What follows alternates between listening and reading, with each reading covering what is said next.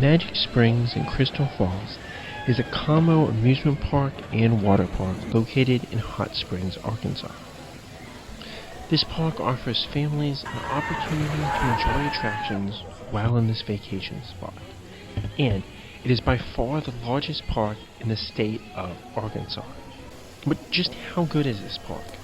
Find out in this review. Magic Springs opened back in 1978 as a local family amusement park, and a few of the older style family rides date back from this era. In 1995, the park closed due to financial troubles and was bought at auction and reopened with the help of a local bond 5 years later in 2000. This era saw a large amount of expansion of the park, as the roller coasters and most thrill rides were added here. Management and ownership has changed a lot since, and now resides with Premier Parks, which mainly manages water parks such as Hawaiian Water's Gauntlet. Magic Springs is a decent collection of thrill rides, though none are stellar standouts. X-Coaster is by far the most unique attraction, as the only Maurer Skyloop in the United States. Looking like a Skyrocket 2 coaster, this coaster offers awesome hang time by having an inverted chain lift, and the views heading into that first inversion are incredible. Then, you get good whip as you are turned upright. The dive loop is okay, offering an inversion and a drop, though neither are stellar. And then you get a giant vertical spike as the brakes don't catch you until the second pass. Vertical spikes, like on Mr. Freeze at Six Flags Over Texas, don't do a lot for me. This is still a really nice treat for a coaster, as it does a lot more than I would expect from a spike like this. Before going through the dive loop element backwards, and then up the spike and into the brakes. Gauntlet is a Vekoma SLC, which are criticized by coaster enthusiasts for being rough, though I generally like them. This one has the individual elements less pronounced, as you will bounce and jerk around most of the entire course, which I can appreciate, and I do like that the final two inline twists are less pronounced and dizzying, so I find it a fun, thrilling coaster. Brain Drain is an ARM drop tower. This offered a bit less than I remember these normally giving, at least on some of my drops. But it was still a very solid drop tower despite its modest size.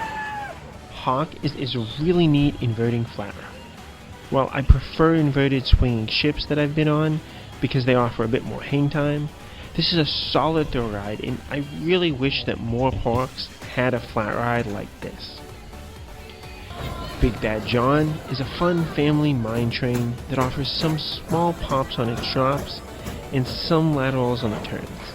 This does seem to be pretty seat dependent, and my best rides came in the back row of the car, though I did not ride it enough to really know for sure, since it had just a smidge of a line. It may be a little less than a train wait, but really slow dispatches. Summit Plummet is the only ride on the amusement side that I saw develop a long line on my 2 days at the park. This family shoot-to-chute ride offers a decent drop and a refreshing splash that will get you wet, but not crazy super drenched, especially if you're already wearing a swimsuit. Ozarka Mountain Taxi Company is a very basic antique car ride. I really want to like this ride more than maybe I should, but it really doesn't do a lot as it has a short course with very little theming. Rum Runner Pirate Ship and the Log Flume were both closed on my visit. The Log Flume seems to be closed a lot due to staffing, especially on slower days, and this is kind of unfortunate, especially for the families that are visiting this park. Diamond Mine Run is a really fun kiddie coaster, but adults are free to ride no problems. The layout offers some mild forces, but the far drop is really twisted and great, especially if you get a front row ride. The final turn also offers a pinch of laterals, so this is an enjoyable, mild coaster for sure. The kids section is near the front of the park and right next to the water park, while also being surrounded with some trees. This is a great location as it makes it really easy to bounce from the water park over to the kids area. Little Leapin' Lizards and Clown Around ban adults, and Fearless Flyer and Kid and Caboodle Express were not operating when I visited. The other rides though, you are free to ride as a single adult. The carousel is old and very basic with not many forces, so it does not have much charm despite its age. I did enjoy Booga Wheel with its placement near the top of this area as just a nice relaxing family ride. Looney Balloony was a fun kiddie spinning ride, and Crazy Cars was another fun spinning kid ride, but can be very hot if the car is baking in the sun. All of the kids rides allowed me to ride as an adult without kids, so you can enjoy these if you want the credits, but this area is designed for kids and families. Razorback Round Up bumper cars is also located in this area. It is pretty poor capacity with only a few cars on the course, but was fun enough, though not too special. It is also the only ride that can operate during a thunderstorm. Now the water park has a decent collection of rides and seems to really be where this park has focused as of late. Still, it doesn't have many high thrill slides, but does have a good collection of family tube slides. Kodiak Canyon River is an above average lazy river with some theming and a geyser that will get you wet. Crystal Cove Wave Pool is another above average wave pool with a large shallow end, enjoyable waves, and a great view. Rapid Falls Raceway didn't leave me too impressed as it's a pretty basic mat slide, though the final hill did give a small pop of airtime. Located away from the main water park is a play structure as well. This is located on the amusement side of things, but likely that does work very well for families. There are also a few more coves and other kiddie areas throughout the park as well, so young guests should have a solid amount of places to play. The High Sierra Tube Slide offers 4 mild-looking tube slides. There were only a few tubes available on the day I visited, so that really helped keep lines short as no one wanted to queue by the splashdown pool for the tubes, making the wait on the stairs only a 2 to 3 dispatch wait. The dark blue enclosed slide is very long and slow, with a lot of wind. It is pretty hot inside, so that splashdown at the end is nice. This is nothing exciting, but it is a very simple tube slide for those that need something more mild. The enclosed green slide is pitch black inside, so it was a bit scarier since you really couldn't see anything. There's only one strong turn offering a pinch of thrills towards the very end. The course otherwise is fairly mild. The yellow slide is enclosed and then opens up. The first part in the dark, again, is mild. But once it opens up, it offers some strong swinging up the turns. With your reduced speed from the enclosed section, this isn't too crazy, but can give decent thrills despite the small stature of the slide. The red slide offers awesome swinging up the various turns, which was really, really fun. I did get turned around backwards at one point, which only added to the thrills and disorientation of all the swinging. Honestly, this is how a tube slide should be, as there's no crazy drops, but just thrilling wild swings the whole way down. This also ended up being my favorite water slide in the entire park. The Seven Falls Tower is a tower consisting of 4 tube slides and 3 body slides. The straight drop body slide offers a decent drop, though nothing crazy or scary, just a good solid rush. The small twists and turns at the start is nice, as it makes one not too scared to start off as well. The double down body slide has some winding about before the main drop, so that just adds a little bit of length to this thrill slide. On the second drop, you get popped up nicely, which makes these fun thrill slides better than that straight drop. This isn't too crazy, but fun and thrilling. The orange spiral body slide is fairly basic with some forces. It did not hurt my back too much, which is good as some of these can. There are some forces throughout, then the final helix offers a bit stronger forces for a decent finale. The yellow and orange bowl slide has a long drop to get into the bowl. I got sprayed with water upon entering the bowl, so I could not see very well, which made it disorienting and not super fun in the bowl. The bowl felt rather slow and forceless, so despite the long line, it really is not too special. The turquoise blue slide offered a little less on the drop, but I was able to enjoy the bowl just a bit more, though the speed is still slow. I went backwards out of the final part, which is a bit longer on this version, so there was a bit more there on the finale. The red tube slide has a few drops that have a little bit of kick to them. I went down backwards on my ride, but this didn't seem to add much to the experience. The purple tube slide is a bit more fun since I went down facing forwards, which led to less overall intense forces. It has decent pops on the drops, and I was able to really enjoy the turning layout. What about operations at this park? They can be slow, especially with one-train operations on all other roller coasters. And since each ride operator has to verbally explain the ride rules and regulations, which is a bit strange, but a neat quirk of the park once you get used to it. They just have to wait to get in a position where everyone waiting can hear them do this. Dispatches really only proved sluggish on Big Bad John, as that was a more popular family coaster, and for some reason, they could not check their restraints super quickly, probably because of their seatbelts. Despite having one shared restraint across each car, like on Runaway Mine Train at Six Flags Over Texas.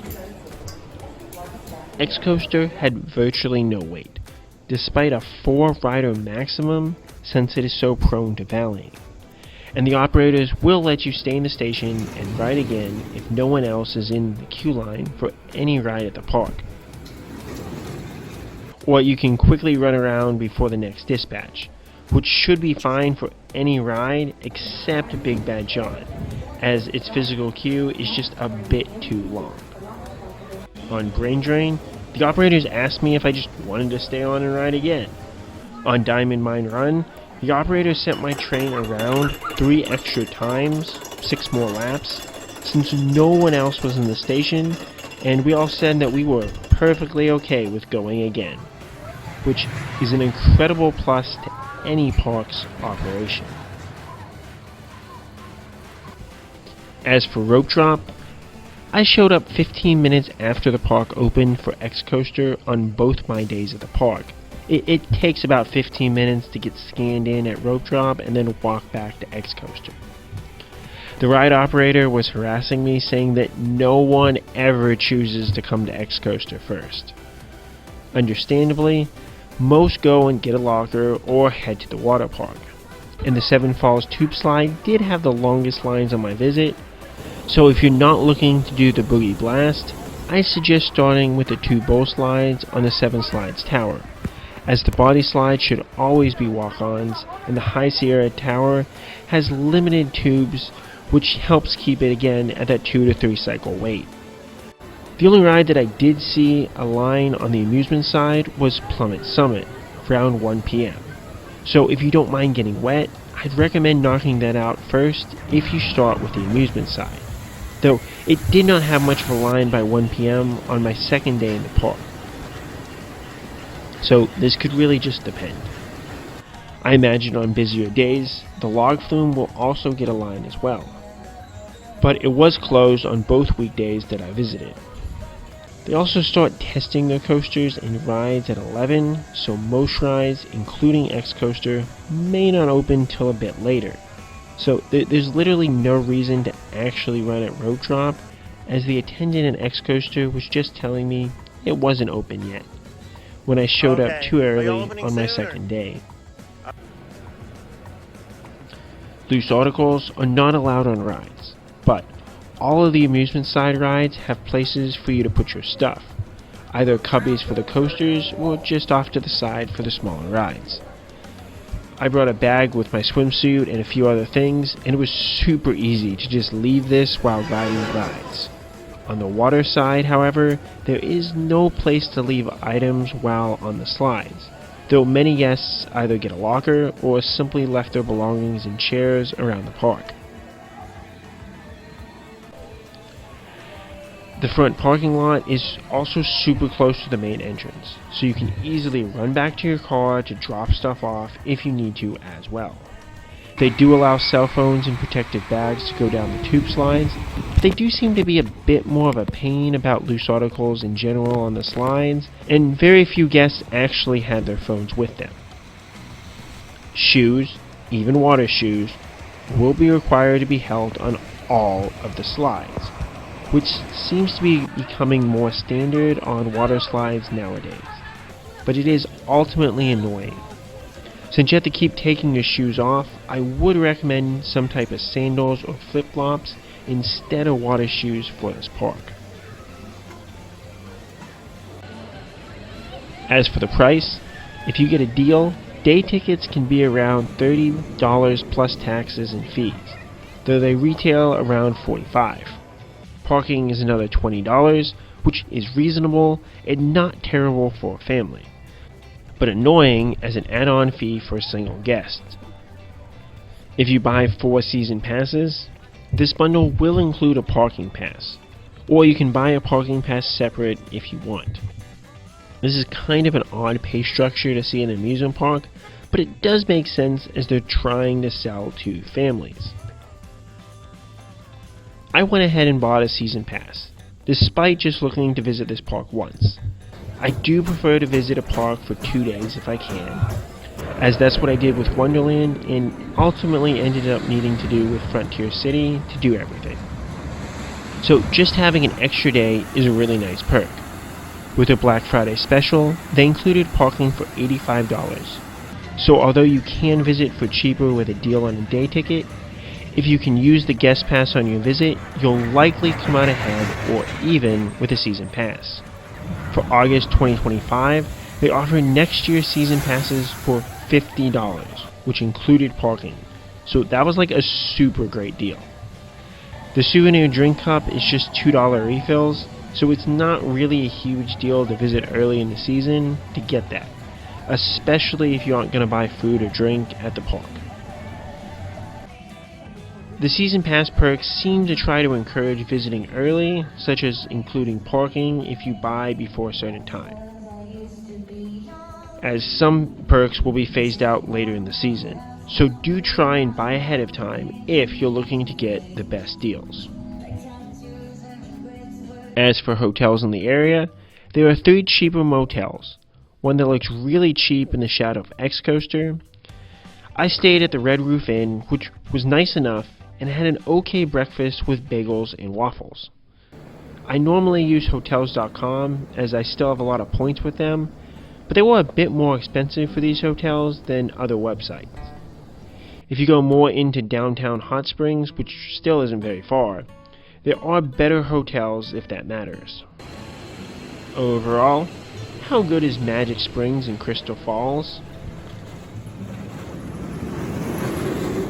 This is a nice family amusement park with some solid coasters and a large collection of water slides. The offerings on the water side are fairly basic for a water park, but touch all that one might need, including many extra pools for families. The tube slide collection is solid with 8 different tube slides, some mild for guests who need that, and some a bit more thrilling. The amusement side offers enough rides that it touches every genre from kiddie to family to thrill rides. I could ask more of the coaster line, including just having the recently retired Arkansas Twister back. But it is a thrilling enough lineup for a park this size. The lack of more family rides, such as dark rides or even shows, is noticeable, as it just feels like there should be more for low thrill guests to do on the amusement side. Due to its location, I ended up comparing this park with two other family parks nearby and north of Dallas, in Frontier City and Wonderland. Frontier City offers a bit more flat rides, as well as just solid theming and great shows, which are always enjoyable. Wonderland has a rather basic flat ride collection despite its old school charm, but has an incredible coaster lineup as all of its coasters really deliver. Of these parks, I do prefer Wonderland for its coasters and then Frontier Cities for its shows, over Magic Springs. However, for those wishing to blend thrills and a water park together, this is by far the best experience for that. Which makes me think of what I say about Siam Amusement Park in my ranking of parks in Thailand. This park could use some investment, especially on the amusement side, but it is still a good time for what it is. What has your experience been like at Magic Springs? What do you prefer to have at a family amusement park? Let me know, and as always, Quacken.